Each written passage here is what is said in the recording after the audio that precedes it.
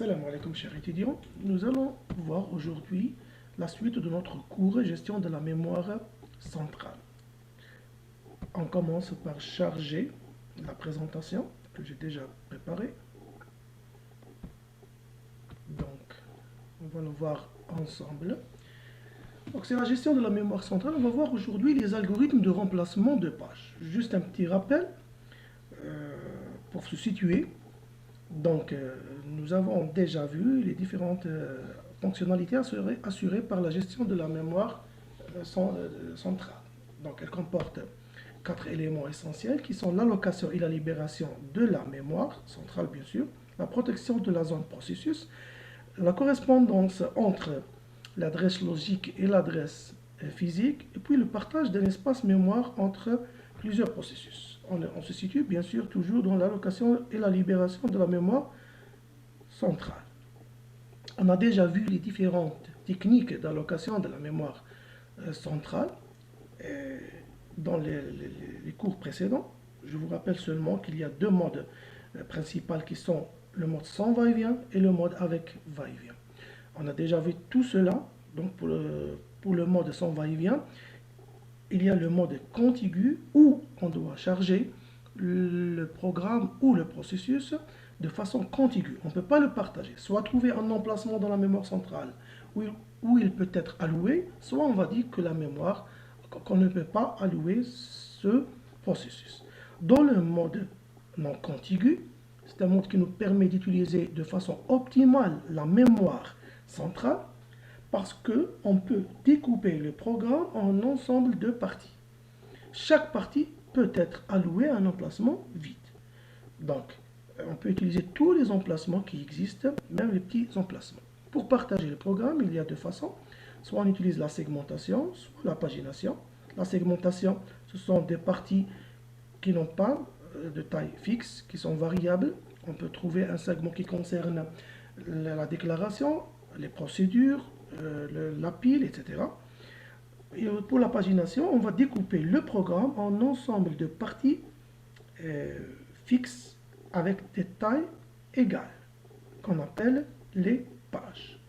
Et donc, et aussi de la même façon, la mémoire centrale sera découpée, bien sûr, en ce qu'on appelle des cadres de pages.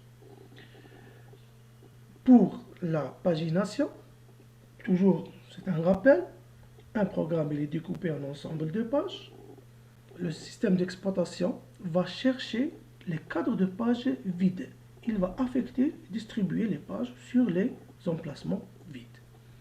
Donc, pour qu'on puisse trouver les différentes pages du programme, donc il doit y avoir bien sûr une table qui n'est pas aussi simple que ça.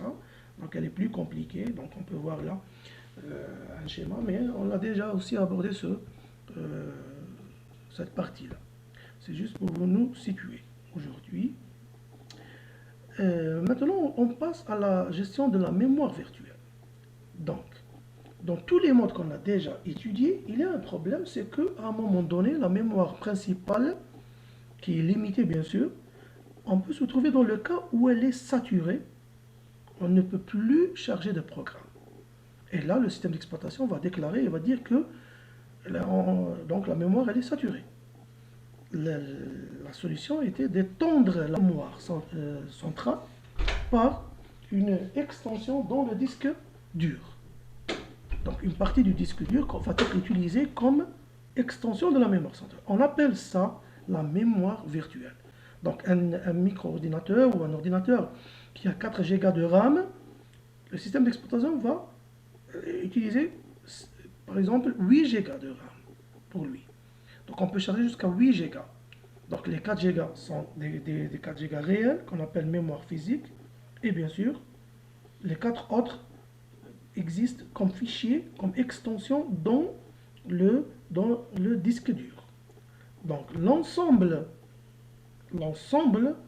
de la mémoire centrale et la mémoire secondaire du disque dur, on l'appelle la mémoire virtuelle. Ce n'est pas seulement la partie qui existe dans le disque dur. Donc cette technique, ce mode de gestion de la mémoire virtuelle, il va nous permettre de charger le maximum de programmes. même si la mémoire centrale, elle est saturée. Mais on va remarquer, dès qu'on dépasse la taille de la mémoire centrale, que le micro, l'ordinateur, devient de plus en plus lourd. Pourquoi? Parce qu'il va accéder au disque dur. Et on sait que l'accès au disque dur est de l'ordre du milliseconde. C'est entre 8 et 10 millisecondes. Par contre, l'accès de la mémoire centrale, c'est une mémoire centrale à 1 GHz. Donc, c'est l'ordre du nanoseconde. Donc, il y a une grande différence donc, dans le temps d'accès. Et puis, qu'est-ce qu'on va faire? Puisque la mémoire centrale n'est pas, on ne peut pas charger tous les programmes ici, on va charger seulement des parties du programme, donc les pages qui vont être exécutées. Par contre, le reste des pages, il va rester dans la mémoire secondaire qui est le disque dur. Et qu'est-ce qu'on fait? Chaque fois, on charge et on décharge. On charge et on décharge. C'est pour ça qu'on appelle cette technique-là, donc le mécanisme du va-et-vient, en anglais, ou le swapping, ou l'échange aussi. Donc, où est-ce qu'on se situe, nous? On va voir aujourd'hui comment utiliser les algorithmes de remplacement de pages. On va arriver bientôt, Inch'Allah. Donc, premièrement, à un moment donné, lorsque on charge une partie du processus et on veut charger une nouvelle page, il y a deux cas. Soit il y a des cases ou des cadres qu'on appelle des cadres de page qui sont toujours vides, donc on va directement affecter une nouvelle page qu'on veut exécuter dans ces emplacements qui sont vides. Premièrement, si on ne trouve pas la page à exécuter, on parle de défaut de page. Si on le trouve, on parle de succès, accès avec succès. À un moment donné, même les pages qui étaient vides, elles deviennent bien sûr occupées. Et là, qu'est-ce qu'il faut faire? On est obligé de décharger une des pages pour permettre de charger une nouvelle page qui va être exécutée. Laquelle des pages on va éliminer ou laquelle des pages on va remplacer? C'est là qu'interviennent les algorithmes de remplacement de pages. Donc c'est la situation, c'est lorsque on veut charger une nouvelle page pour l'exécuter, il n'y a plus d'emplacement dans la mémoire centrale, tous les cadres de pages sont occupés, on est obligé de décharger une page pour permettre à la nouvelle page qui veut s'exécuter de s'exécuter. Premièrement, lorsqu'on ne trouve pas la page, on a dit que ça s'appelle un défaut de page. C'est quoi la page victime?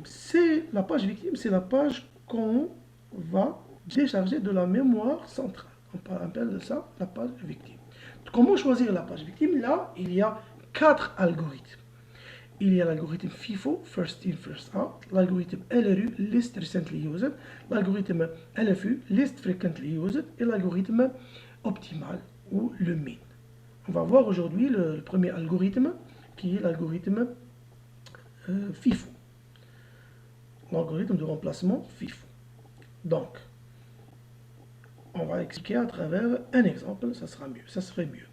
Premièrement, quel est le principe? Le principe, c'est de remplacer la page qui est la plus ancienne. Celle qui entre la première dans la mémoire centrale sera remplacée.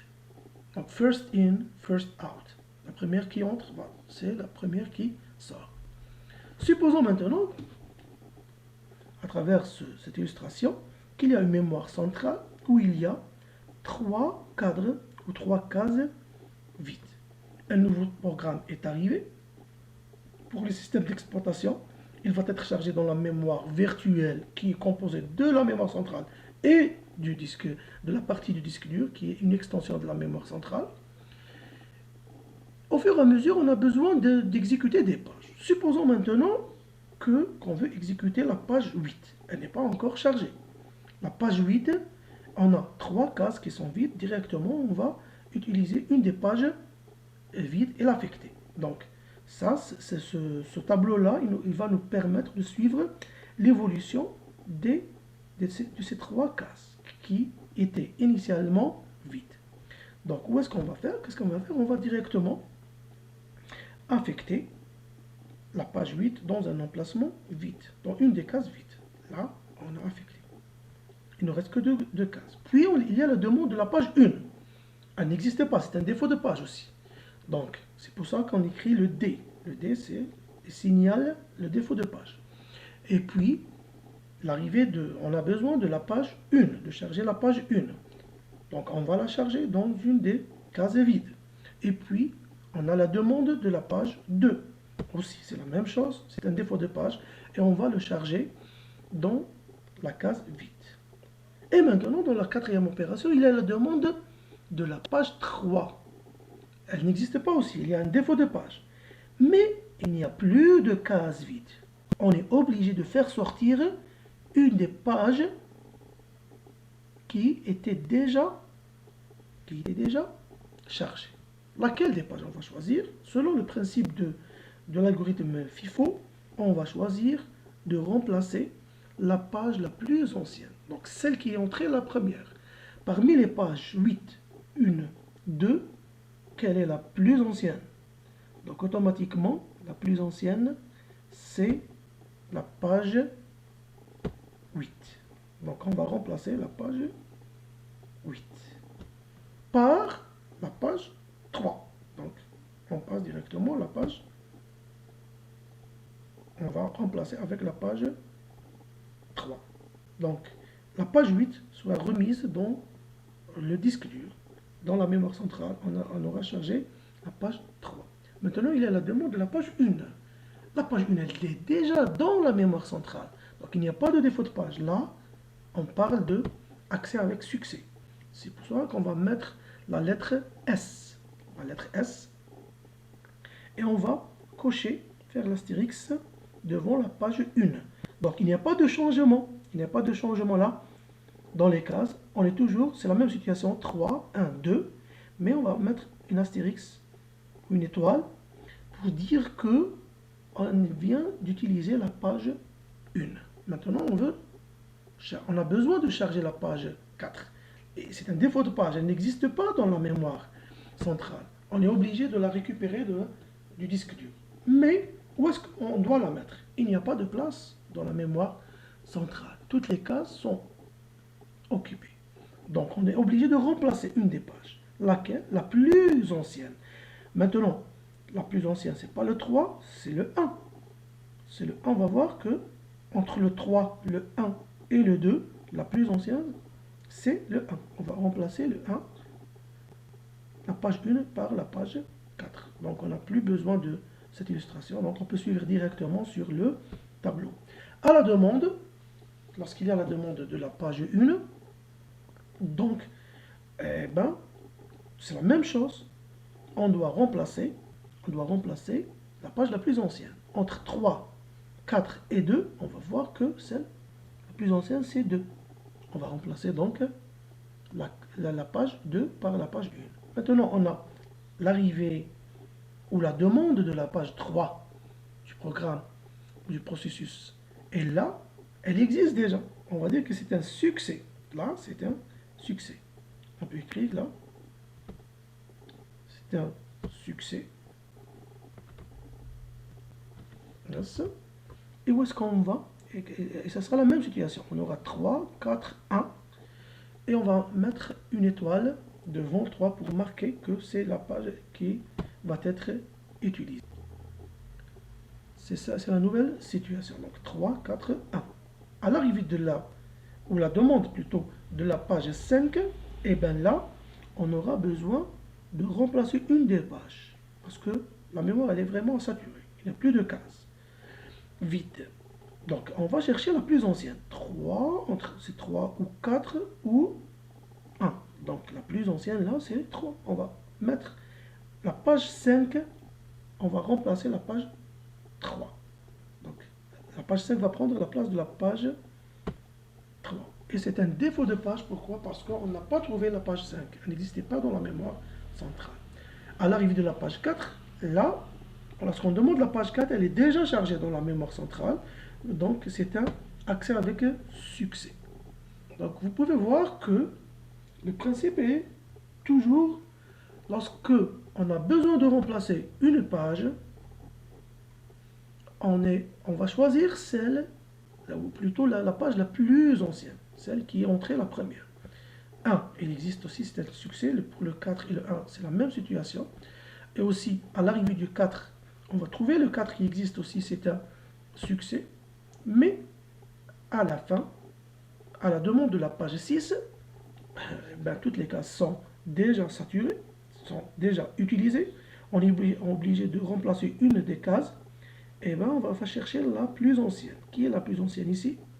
Est-ce que c'est la page 5 ou la page 4 ou la page 1? Vous pouvez voir là que la page 4 est la plus ancienne.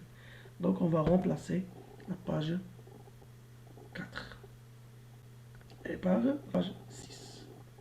J'espère que c'est clair pour vous. Donc on va terminer avec le premier algorithme de remplacement de page. Et la prochaine fois, on va voir les 3 autres algorithmes qui restent. Merci pour